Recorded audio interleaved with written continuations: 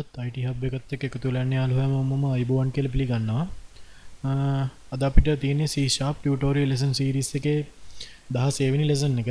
මම ගිය ලෙසන් දෙකකදී වගේ කලින් මම පටන් ගත්තා කොහොමද database එක connect කරලා database එකට data insert කරන්නේ. එතකොට ගිය වීඩියෝ එකෙන් මම කරා කොහොමද data view කරන්නේ කියලා data grid view එකකින්. අද බලමු දැන් පොඩ්ඩක් මේක user friendly විදිහට හදන්න. ඒ කියන්නේ ඕගොල්ලෝ හදන GUI එක හැමදෙස්සම user friendly වෙන්න ඕනේ. එහෙම නැත්නම් වැඩක් නැහැනේ. ඒ කියන්නේ දැන් ඔයගොල්ලන්ට මතක ඇති මේ මගේ ගිය ලෙසන් එකේ මගේ ෆයිල් එක මේ ෆෝම් එකේ දැන් ඔයගොල්ලෝ මෙහෙම රන් කරලා බැලුවට පස්සේ ඔයගොල්ලන්ට මොකක් හරි data එකක් බලා ගන්න ඕන නම් කාගේ හරි මෙන්න මේ view data කෙනෙක් ක්ලික් කරලානේ බලන්නේ. එතකොට අපි අර දුන්න ටික ඒ විදිහටම එනවා. හරිද? ඉතින් මීට වඩා හොඳ නැද්ද? මෙහෙම නැතුව ඔයගොල්ලෝ කාගේ හරි දැන් කාගේ හරි ID number එක ගැහුවම එයාගේ තොරතුරු එන විදිහට හදන්න. ඒ කියන්නේ search එකක් වගේ හැදුවොත් ඒක මීට වඩා ප්‍රායෝගිකයිනේ. මේ හැම එකම පෙන්වනවට වඩා සාමාන්‍යයෙන් මෙහෙම හැම එකම පෙන්වන එක අපි යූස් වෙන්නේ නැහැ නේ මොකක්ද database එක මෙහෙම පෙන්වන එක.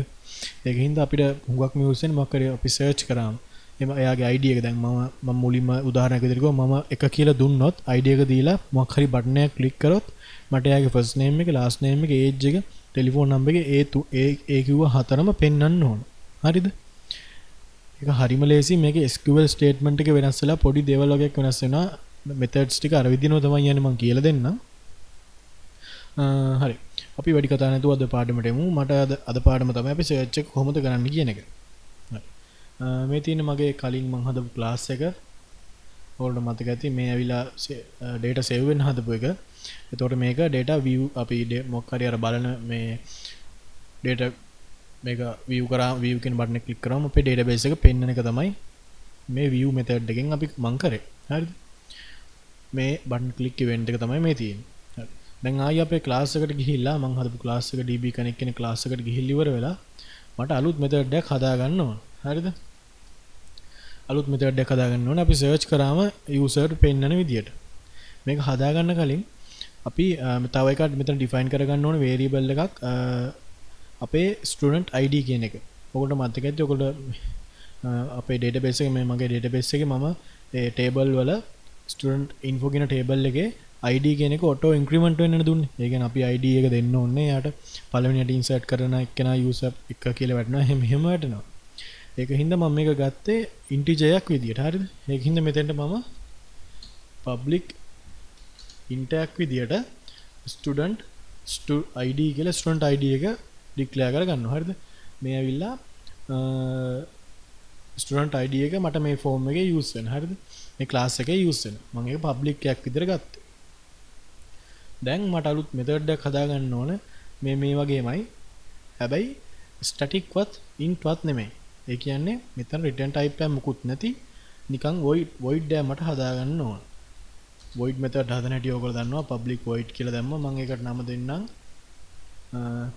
search student by id කියලා. හරිද? මගේ method එක මොකද්ද? public void method එකක්. void කියලා ආපු ගමන් ඔයගොල්ලෝ දන්නවා. එහෙනම් මේකේ return type එකක් නැහැ කියන එක. හරිද? ඒකට මම නම දුන්නා search student by id කියලා. හරි. මේකෙත් අර වගේම තමයි මුලින්ම OLEDB connection එක හදා ගන්න ඕන. OLEDB connection අරකම අර විදියට මම use කරනවා. con කියන වචනේ මොකද මේක method දෙකක්. මේක ඇවිල්ලා local මේ con කියලා මම මේ මෙතන මේ view data කියන method එකේ con කියලා ගත්තා කියලා මෙතන con කියලා ගන්න එක එහෙම අවුලක් වෙන්නේ නැහැ. එයි මේක local variable එකක්. මේ variable එක මේ con කියන variable එක අයිති වෙන්නේ මේ method එක ඇතුළට විතරයි. හරිද? මම මේ curly braces ඇතුළේනේ ඒක define කරලා තියෙන්නේ. ඒකින්. හරි? ඒකින් මේක ලියන්න නැතුව මම මෙන්න මේ ටික ඒ විදිහටම copy paste කරලා ගන්නවා. හරිද?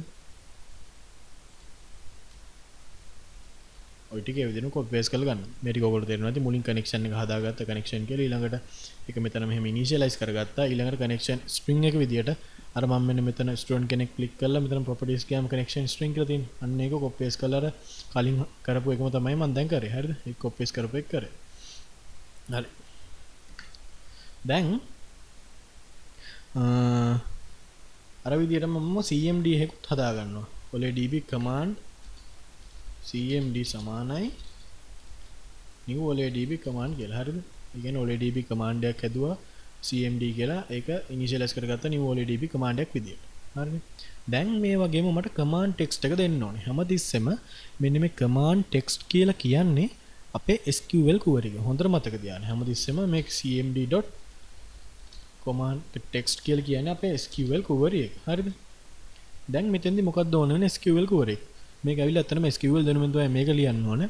මෙතෙන්දි ඕන වෙන්නේ අපිට හොයාගන්න ඕන ඔක්කොම information student ID එක user දෙන එක්කෙනාගේ.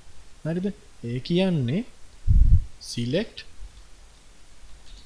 all from අපේ table එකේ නම student info මෙතන තියෙනවා student info where කොහෙද ID මේ where කියන්නේ keyword එකක් SQL query එකේ කොහෙද where මේ ID කියලා ගත්ත මෙන්න මේ column එකේ name එක. මේක ඕගොල්ලෝ ID නෙමෙයි නම් දීලා තින්නේ. ඕගොල්ලොන් දෙන column name එක තමයි මෙතන ලියන්න ඕන. හරිද? මෙතන ලියන්න ඕන ඒක. ID සමානයි අර වගේම at එකත් එක්ක මොකක් හරි එකක් පාස් කරන්න ඕන. හරිද? parameter එක පාස් කරන්න ඕන. මම at එකත් එක්ක a කියලා නිකන් පාස් කරා. හරිද? දැන් හැමතැනදීම දැන් ඉස්සරහ මම මුලින්ම insert එකේදීත් මෙහෙම parameters පාස් කරන්නේ a b c d කියලා. ඒව parameters විදියට value එකක් add කරානේ. අන්න මේකෙත් ඒ විදිහට value එකක් add කරන්න ඕන. cmd.parameters.add with value. හරිද? ඒකත් අර විදිහටම parameter එක define කරගන්නමු. a කියලා මම දැම්මා. මෙතන a කියලා ගත්තා. a කියන්නේ මොකක්ද? student id එක id එක. හරිද? student id කියලා ගත්තා. මම මෙතන initialize කරපු variable එක. ඒකට ඕගොල්ලෝ දාගත්තු variable එකේ නම තමයි මෙතෙන්ට එන්න ඕන. හරිනේ? ඊට පස්සේ දැන් අර සුපුරුදු විදිහටම cmd.connection එක මෙන්න මේ connect කියන එකට සමාන කරගන්න ඕන. මේ අපි හදපු variable එකට සමාන කරගන්න ඕන. දැන් තමයි connection එක ඕන්න ඇති වුණා. ඒකයි මේක අතර connection එකක් ඇති වුණා. දැන් connection එක open කරගෙන ඉමු. open කරගෙන දැන් මට මේක open කරලා මෙතනම ඔයගොල්ලන්ට close එකක් ලියන්න පුළුවන්. close කියලා ඔහම ලියලා ඉවර වෙලා අමතක වෙනවා නම් හදිස්සියවත් close කියන එක සමානලාට code කරගෙන යද්දි open එක ලියලා code එක ලියලා ඊට පස්සේ close කරන අමතක වෙනවා නම් මුලින් open කියලා ලියන්න. ඊළඟට close කියලා ලියලා ඊළඟට වෙන්න ඕන දේ connection එක ඇතුලේ වෙන්න ඕන දේ මෙන්න මේ ඊට පස්සේ ලියන්න ගන්න. හරිද? එතකොට close කියන එක දාන්න අමතක වෙන්නේ නැහැ. ඒක දාලා ඉවරින්. දැන් මෙතෙන්දී අපිට අලුත් දෙයක් ඕන වෙනවා. දැන් මේවයි අපි දැම්මා OLEDB data adapter එකක් දැම්මා. අලුතෙන් මෙතන data table එකක් අලුතෙන් දැම්මා ඕගොල්ලන්ට අලුත් වචන. ඒ වගේ මේකෙත් අපිට use වෙනවා OLEDB data reader කියන එක. හරිද? OLEDB data reader කියන්නේ මොකක්ද? OLEDB data reader කියලා කියන්නේ අපේ database file එකේ තියෙන rows වලින් data read කරලා ගන්න එක. හරිද? rows වලින් ඒ row එකට අදාළ data එක read කරලා ගන්නවා. එක row එකකින් ගන්නවා ඒකට අදාළ data එක ගන්නවා. තව row එකකට යනවා ඒකට අදාළ data ටික ගන්නවා. ඊළඟ row එකට යනවා ඒකට අදාළ data ටික ගන්නවා. ඒක තමයි මෙන්න මේ OLEDB data reader කියන library function එකෙන් වෙන්නේ. හරි? ඒක මම d reader කියලා ඒකට නම දෙන්නම්. සමානයි. හැබැයි මෙතෙන්දි සමාන ලකුණ දීලා new OLEDB data reader කියලා දෙන්න බෑ. ඒක මේ මෙතන පොඩි අවුලක් එනවා. එහෙම දුන්නොත් error එකක් එනවා අන්තිමේදී.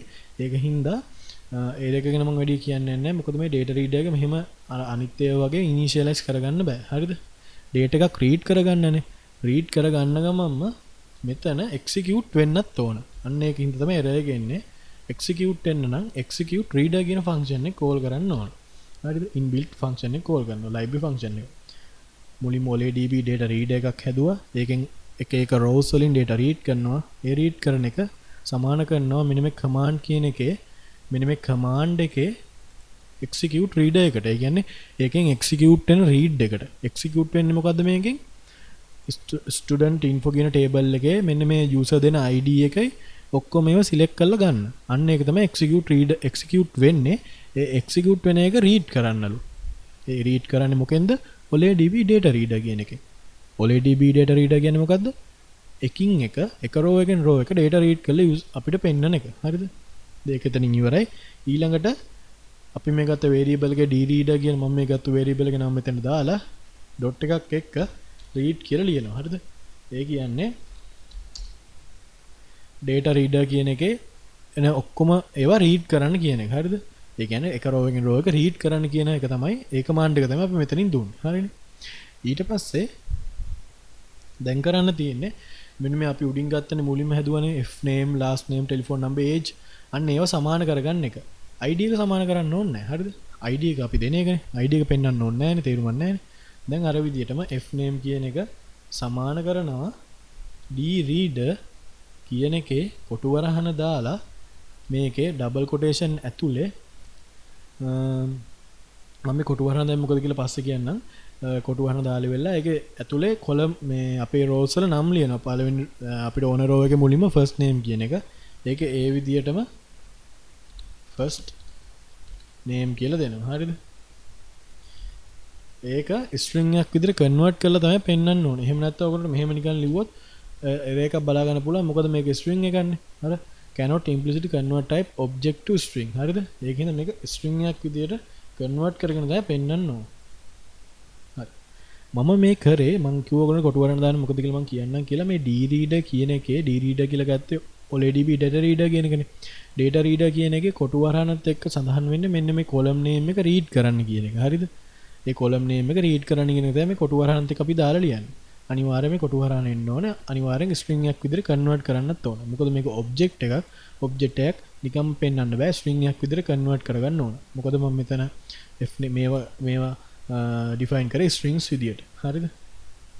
ඊට පස්සේ අර ඒ විදිහටම l name කියන එකත් සමාන කරගන්නවා d reader කියන එකේ last name කියන එකට. හරි. ඒකත් අර විදිහටම string එකක් විදිහට convert කරගන්නවා. ඊළඟට age. ඔන්න ඔතෙන්දී age කියන එක integer ගන්න මම ගත්තේ. ඔයාලට age කියන එක බලා ගන්න පුළුවන් integer එකක් ගත්තේ. එහෙනම් මෙතන age කියන එක මුලින්ම integer pass එකකින් යන්න ඕනේ. integer pass එකක් ඇතුලේ තමයි මෙන්න මේ ලියපු එක ලියන්න ඕනේ. හරිද? d reader කොටු වරහන දැම්මා. column name එක ලිව්වා age කියලා dot ඒකත් string එකක් විදිහට convert කරලා තමයි integer pass එකකින් යන්නේ. හරිද? ඊට පස්සේ telephone number කියන එකත් d reader කියලා දැම්මා. කොටු වරහන දැම්මා. tele number කියලා ගත්තේ number simple හරිනේ. tele number කියලා තමයි මම අරන් තියෙන්නේ. ඒකත් string එකක් විදිහට convert කරගන්න. හරිනේ. හරි. ඔතනින් ඒක ඉවරයි. හරි. ඉතින් connection එක close. එතනින් මේ අපිට අදාළ columns වලට අදාළ ඒවා read කරගෙන ඉවරයි. හරිද? හැම එකම d reader කියලා මම ගත්ත OLEDB data reader එකෙන් read කරගන්නවා. හරිද? මේකම read කරගන්න ඒක එතනින් ඉවරයි. දැන් අපි form එකේ වැඩේට යමු.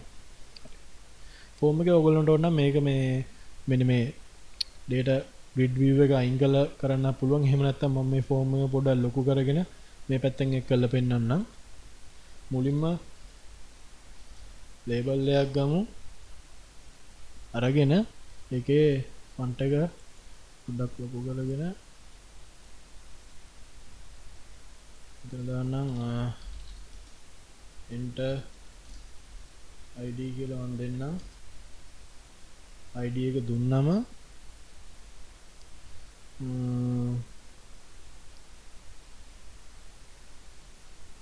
ඒකට අපි text box එකම ගමු. මම මේ text box එකම copy කරලා මට properties හදාගන්න ඕනේ නැති හින්දා මම එහෙම කරේ. එහෙම නැත්නම් ඔයගොල්ලෝ text box එක වෙනම ගන්න පුළුවන්. දැන් මේකේ font එකෙන් හදලා තියෙන හින්දා ඒ text box එකෙන් මම ගත්තා. id එක දුන්නාට පස්සේ first name එක මේ මොකක් හරි label එකක් අපි පෙන්නමු. first name එක last name එක age එක ඔක්කොම පෙන්වන්න ඕන. හරිද? මම මේ label හතරම ගන්නම්. අරගෙන ඉවරලා copy paste කරලා ඒකත් මෙතෙන්ටම දාලා ඉවර වෙලා මෙතනින් දාගන්නම්. හරි. දැන් මේක ඉස්සරහින් තව label එකකින් පෙන්වන්න පුළුවන්. ඔයගොල්ලෝ නැත්නම් text box එකකින් පෙන්වන්න පුළුවන්. මම label එකකින් පෙන්වන්නම්. මේකේ font එක මාරු කරගමු. හරි. label 10. මේක ඔයගොල්ලෝ text එක ඕන එකක් දෙන්න පුළුවන්. නැත්නම් text එක මුකුත් නැතුව දෙන්නත් පුළුවන්. මොකද මෙතන තමයි අපි display කරන්නේ මේ student id එක ගැව්වට පස්සේ මෙතන තමයි display කරන්නේ first name එක last name එක එහෙම. ඒකින්ද label එක ඔයගොල්ලන්ට ඕන තියන්න පුළුවන්. නැත්නම් මම මෙතන මෙහෙම first name කියලා ගහන්නම්. හරිද? first name එක මෙතන මෙහෙම පෙන්නනවා. ඒකම copy කරලා paste කරන්න.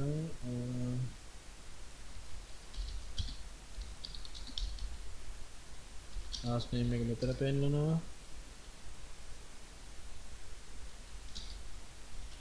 age එක මෙතන පෙන්නනවා